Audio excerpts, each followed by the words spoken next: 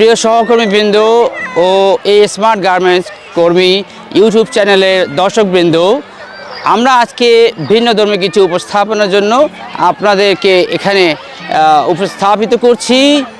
আমাদের এই smart garments কর্মী ইউটিউব চ্যানেলের সকল সহকর্মীবৃন্দকে নিয়ে উপস্থিত হয়েছি আমাদের এই মুঘল আমল থেকে বিখ্যাত এই লালবাগ কেল্লা, লালবাগ ফোর্ট, লালবাগ দুর্গ আমাদের এই রাজধানী ঢাকা শহরেই উপস্থিত বা বিদ্যমান, যা আমরা অনেকেই জানি অনেকেই জানি না।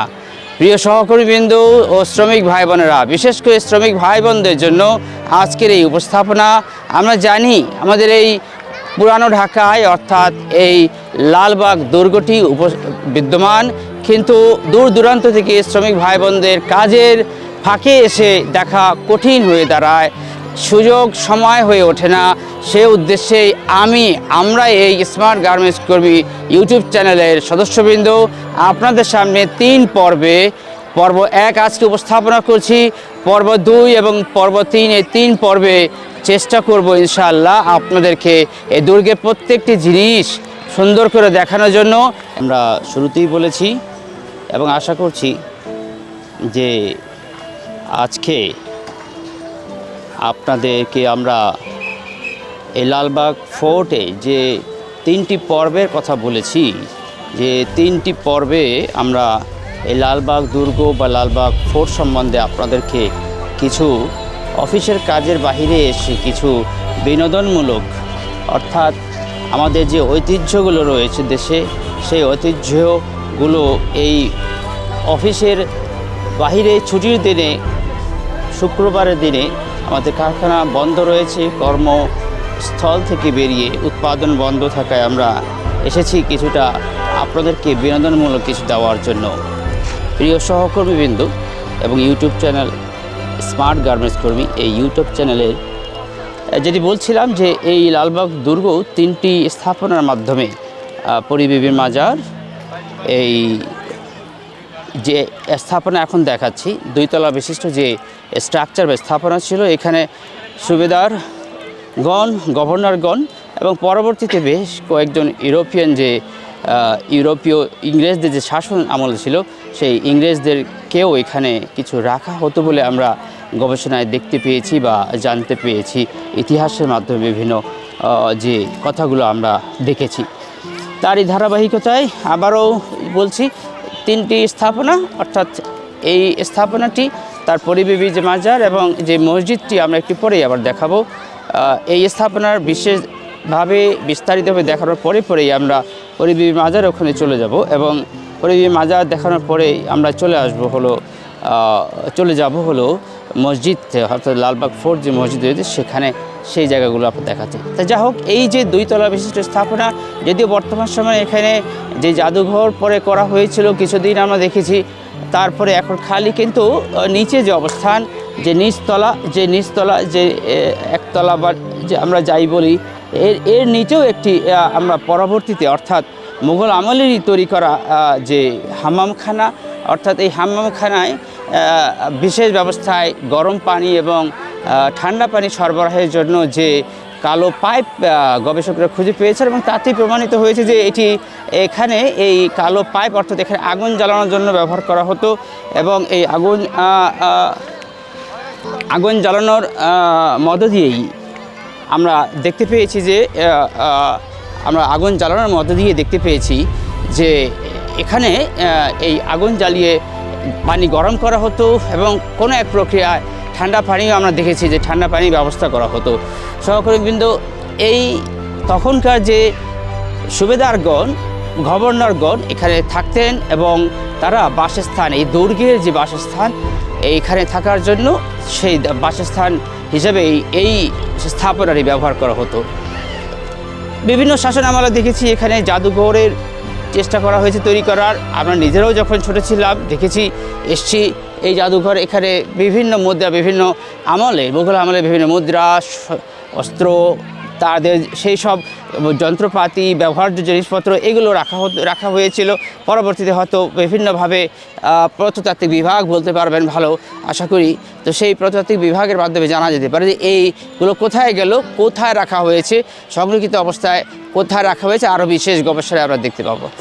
প্রিয় শ্রমিক ভাই বোনেরা, আপনাদের জন্য বিশেষভাবে উপস্থাপন করা হচ্ছে যে আপনাদেরকে আমরা আগে বলেছি যে আপনাদের পক্ষে হয়তো সবসময় এখানে আসা সম্ভব হয়ে ওঠে না। কারণ হচ্ছে এটি একে তো পুরান ঢাকায় অবস্থিত, বর্তমানে গিঞ্জি রাস্তা, ছোট রাস্তা বা সরু রাস্তা, এসব রাস্তা পার করে সেই দূর দূরান্ত চিটাগাং, তারপরে হচ্ছে আপনার গাজীপুর বলেন, ময়মনসিংহ বলেন, আপনারা সাভার বলেন, যে সকল জায়গায় অর্থাৎ গার্মেন্টস শিল্পগুলো যে সকল জায়গায় অবস্থিত ঘনবসতিপূর্ণ সেসব জায়গায় থেকে এখানে আসা একটু কষ্টসাধ্য ব্যাপার, সময় হয়ে ওঠে না। আর সেজন্যই এই উপস্থাপনার মাধ্যমে এই চ্যানেল অর্থাৎ স্মার্ট গার্মেন্টস কর্মী এই চ্যানেলের মাধ্যমে আমরা আপনাদের সামনে উপস্থাপন করছি এবং আশা করি এখানে যে সকল তথ্যগুলো উপস্থাপন করার চেষ্টা করছি সেই তথ্যগুলোর মাধ্যমে আপনারা ভালো লাগবে এবং আপনারা অল্প সময়ে এই ভিডিও দেখার মাধ্যমেই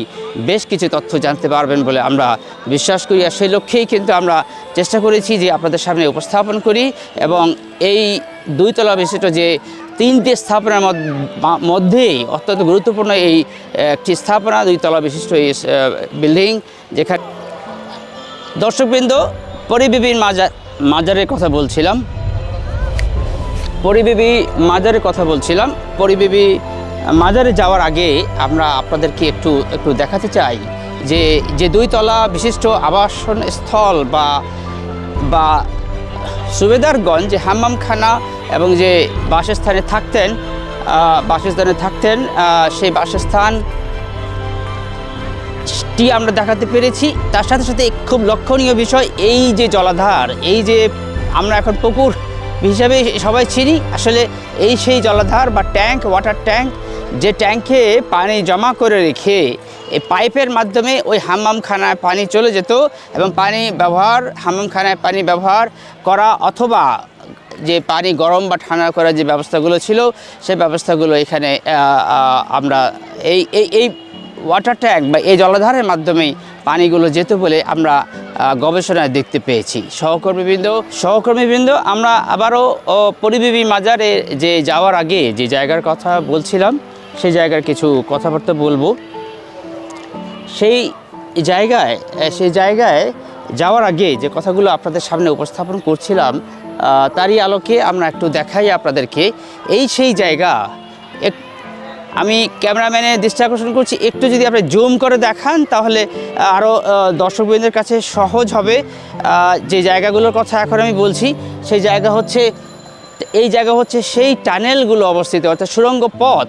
এই সুড়ঙ্গ পথগুলো দিয়ে আমরা জানি যে এই সুড়ঙ্গ পথ ব্যবহার করে বিভিন্ন দূর দূরান্তে, এমনকি এখন যে জায়গায় অবস্থিত সেই জায়গায় সুড়ঙ্গ পথ ব্যবহার করে প্রায় হাজারীবাগ পর্যন্ত, প্রায় কেরানীগঞ্জ পর্যন্ত বেরিয়ে যাওয়া যেত বলে আমরা ইতিহাসে দেখতে পাই কিছু। কিন্তু এই ইতিহাস পড়তে যে আরও বেশ কিছু তথ্য আমার কাছে অজানাই ছিল, যা জানতে পেরেছি সেগুলো হচ্ছে যে এই সুড়ঙ্গ পথ ব্যবহার করেই সেই 1857 সালে যে আমাদের সিপাহী বাহিনী তারা পালিয়েছিলেন, যাদেরকে তাড়া করেছিল তখনকার সেই ইংরেজ সৈন্য এবং ইংরেজ সৈন্য সহ যারা এই সুড়ঙ্গ পথে প্রবেশ করেছিলেন সে সকল সৈন্য মারা যান, ফিরে আসেননি। সেই ইংরেজ সৈন্যগণ যারা তাদেরকে তাড়া করেছিল ধরার জন্য, অ্যারেস্ট করার জন্য, তারাও আর কখনো ফিরে আসেননি। এই সংবাদগুলোর তারপরে যে সকল শাসন আমলে বিভিন্ন হাতি বা কুকুর পাঠিয়ে চেষ্টা করা হয়েছে যে আসলে কি এই সুড়ঙ্গ পথে কি মানুষ অদৃশ্য হয়ে যায়, কি হয়, কোনোভাবে না এপারে এসেছিল না ওপারে গিয়েছিল। অর্থাৎ সেখান থেকেই বোঝা যায় যে এই সুড়ঙ্গ পথটি নিরাপদ নয়। বিধায় যারা শাসন আমলে ছিলেন বা সরকার প্রধান হিসেবে ছিলেন বা সরকারিভাবে এই টানেল বা সুড়ঙ্গ পথকে বন্ধ করে দেওয়া হয় বা সিল করা হয়। সহকর্মীবৃন্দ এবং দর্শকবৃন্দ, সাথে আমি আবারও বলছি আমার প্রাণপ্রিয় শ্রমিক ভাই বোনেরা, আপনারা ভালো লাগবে এই জায়গায় আসলে। কিন্তু জানি খুব কষ্টকর আপনাদের জন্য, বিশেষ করে যে এই পুরান ঢাকায় যে লালবাগ কেল্লাটি অবস্থিত, সেই মুঘল আমলের, যা আমি শুরুর দিকেই বলেছি, কত শত বছর আগে সেই জায়গা, যে স্থাপনা, বেশ কিছু স্থাপনা এখানে নষ্ট হয়েছে, ভেঙে গেছে, তখনকার দিনে এও ভেঙেছে। বর্তমানে এসেও দেখেছি যে এই স্থাপনাগুলো কিছুটা কেবল যে সুসজ্জিত ছিল সেই সুসজ্জাটি নেই, এবং এইগুলোকে বিলুপ্ত আকারে আস্তে আস্তে যাচ্ছে। আরও আমরা কর্তৃপক্ষের দৃষ্টি আকর্ষণ করব, তারা যেন এই প্রত্নতাত্ত্বিক বিভাগের কর্মকর্তা যারা রয়েছেন, তারা আরও এই প্রত্নতাত্ত্বিক যে সকল নিদর্শন, এই নিদর্শনগুলোকে আরও সুরক্ষিত রাখবেন এবং সুরক্ষার জন্য ব্যবস্থা গ্রহণ করবেন। চলুন যাই প্রিয় সহকর্মীবৃন্দ, পরিবিবির মাজারে। পরিবিবির মাজার, সেই স্থাপনাটি আপনাদেরকে দেখাবো, এবং পরিবিবি মাজার কেন কিভাবে ওখানে এই লালবাগ কেল্লার ভিতরেই তাকে দাফন করা হলো, সে সকল কথাও আমরা এখানে বলবো। আশা করি শুরুর দিকে বলেছি, আবারও বলবো, তাও আপনারা আরও বিশেষ কিছু জানতে পারবেন। চলুন যাই পরিবিবির মাজারের দিকে। ধন্যবাদ।